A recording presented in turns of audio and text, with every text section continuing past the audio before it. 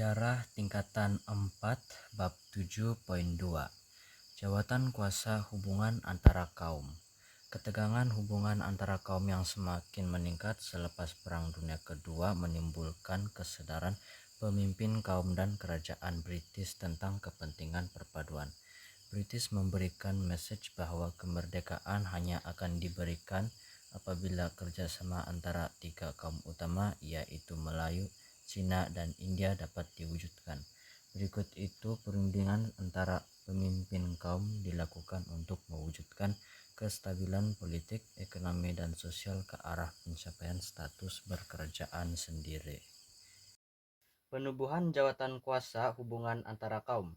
Jawatan kuasa hubungan antara kaum atau Communities Relation Community (CLC) ditubuhkan pada Januari 1949 yang menghimpunkan pemimpin utama masyarakat pelbagai kaum.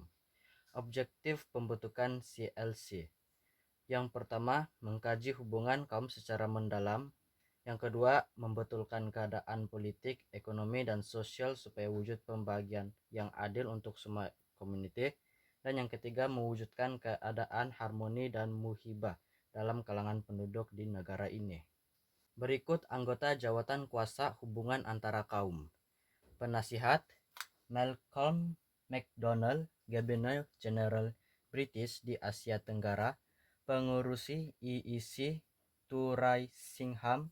Wakil orang Ceylon. Wakil Melayu: Dato' On Jafar, Menteri Besar Johor, Presiden UMNO.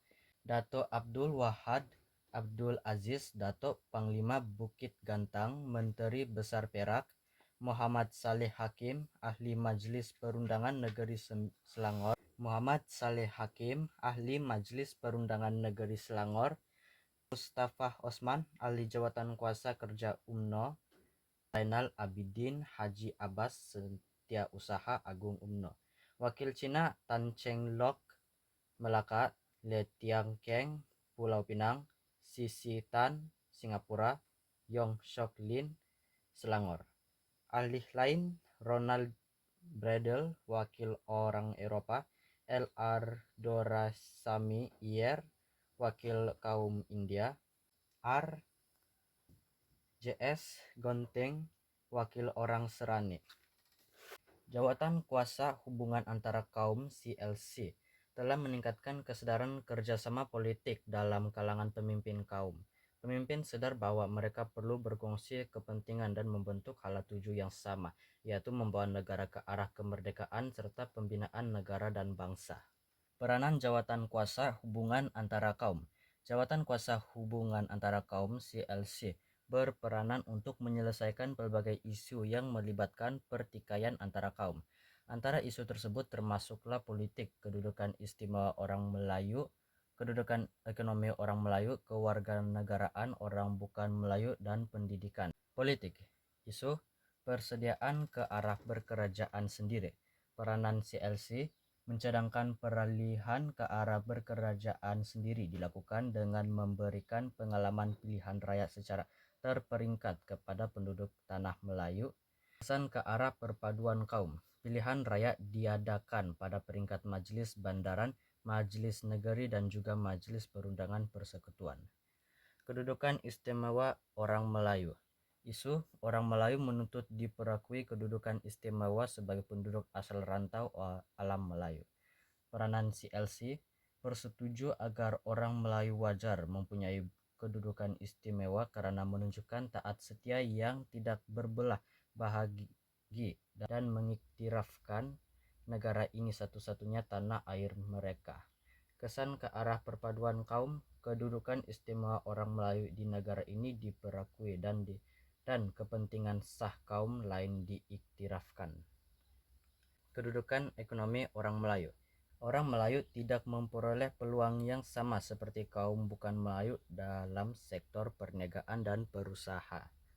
Kesan ke arah perpaduan kaum. Penubuhan Lembaga Pembangunan Industri Desa Rida pada tahun 1950 merupakan tuntutan daripada Dato' On Jafar. Beliau berpendapat bahwa bantuan ekonomi dan kemajuan luar bandar perlu sebagai tolak ansur terhadap persetujuan orang Melayu melonggarkan syarat kewarganegaraan kepada kaum bukan Melayu. Kewarganegaraan bukan Melayu. Isu ketegasan orang Melayu terhadap pemberian syarat kewarganegaraan kepada kaum bukan Melayu. Peranan CLC, persetuju kewarganegaraan kepada kaum bukan Melayu penting bagi memupuk taat setia kepada tanah Melayu dan kerjasama dalam kalangan penduduk. Kesan ke arah perpaduan kaum. Syarat kewarganegaraan dilonggarkan untuk memberikan kedudukan politik kepada kaum bukan Melayu dan melahirkan semangat patriotik serta bertanggung jawab kepada negara. Pendidikan. Isu sistem persekolahan yang berbeza mengikut kaum, menggunakan bahasa pengantar, buku teks, dan sukatan pelajaran yang berlainan. Peranan CLC mencadangkan sistem pendidikan yang seragam untuk memupuk kesetiaan dan perpaduan kaum di tanah Melayu. Kesan ke arah perpaduan kaum. Penubuhan jawatan kuasa pendidikan untuk mengkaji sistem pendidikan bagi melahirkan pendidikan yang seragam dan diterima oleh semua kaum. Jawatan kuasa hubungan antara kaum memainkan peranan yang berkesan untuk memberi persefahaman antara pemimpin kaum di tanah Melayu.